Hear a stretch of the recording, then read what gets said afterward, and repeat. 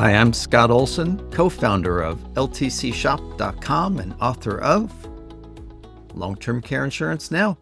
This year, 2026, we're sharing 26 client profiles.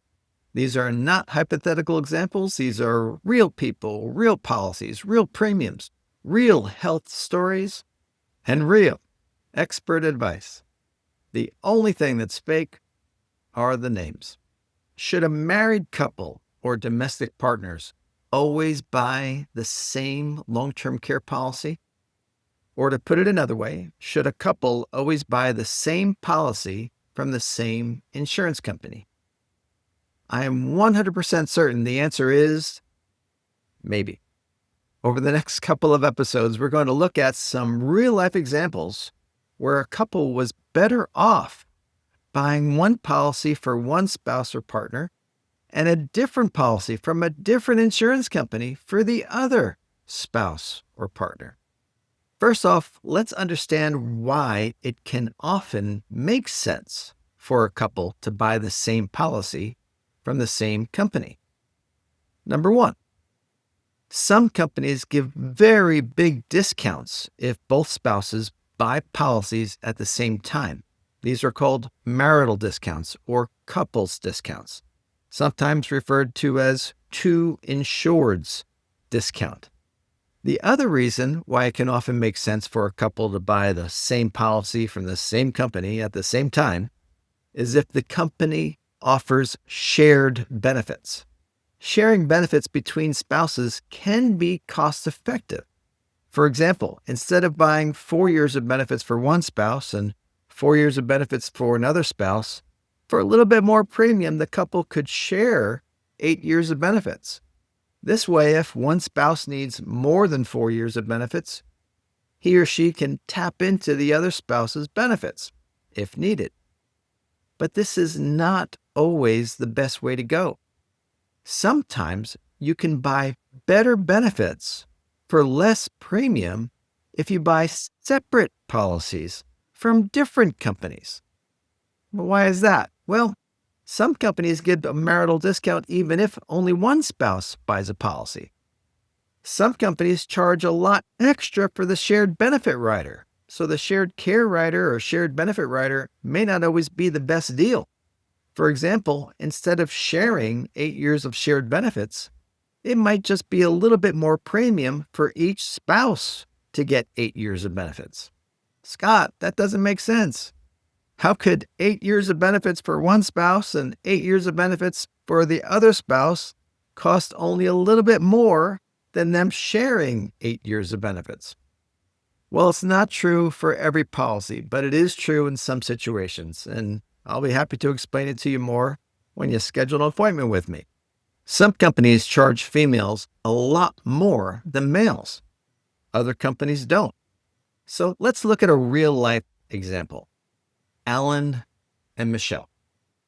Alan is 65 years old. He's recently retired. Alan is a little overweight, but his BMI is still well within most insurance companies' guidelines.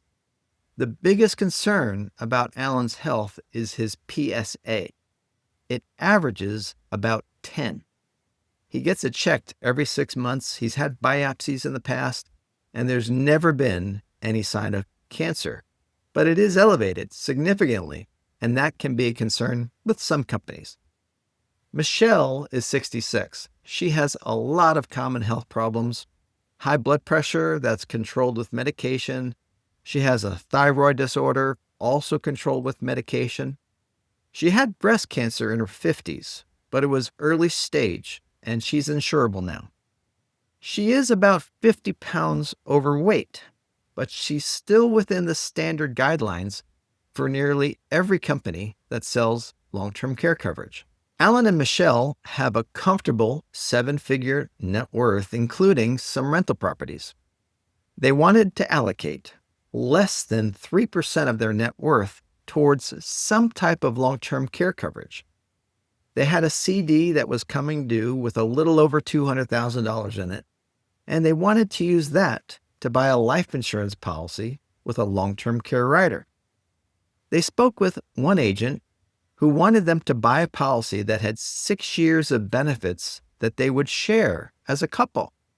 If neither of them needed care, their heirs would receive a death benefit, and the death benefit would be roughly equal to the single premium they had put into the policy. I showed them two things. One, in their situation, they are better off not sharing a policy. And two, they could get better benefits for less premium if they each buy a separate policy from two different companies. So here's what they got. Alan got a starting monthly benefit of $5,000.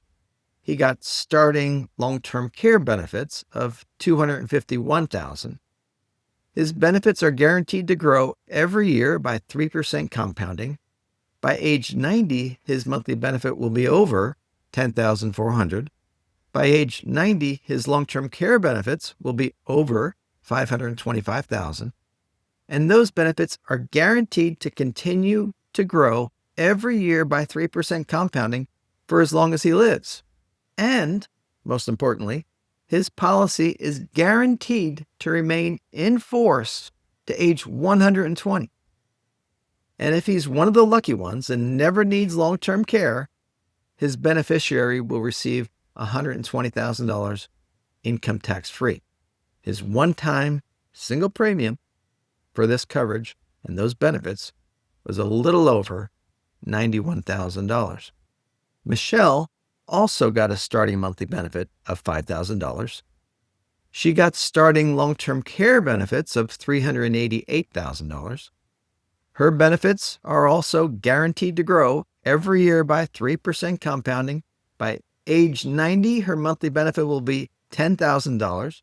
By age 90, her long-term care benefits will be over $788,000. And those benefits are guaranteed to continue growing every year by 3% compounding for as long as she lives. And her policy, most importantly, her policy is guaranteed to remain in force to age 120. And if she's one of the lucky ones and never needs long-term care, her beneficiary will receive $120,000. Her one-time premium for these benefits was a little over $113,000.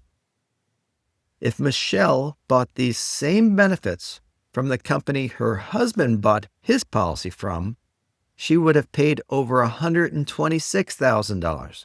They saved over $13,000 by buying policies from two different companies. Not only did they save money, but they got two death benefits instead of just one death benefit. The first agent they spoke with was telling them to buy a joint policy with 6 years of shared benefits. For about the same premium, I was able to get Michelle 6 years of benefits, all to herself, and 4 years of benefits for Alan, plus the two death benefits instead of one.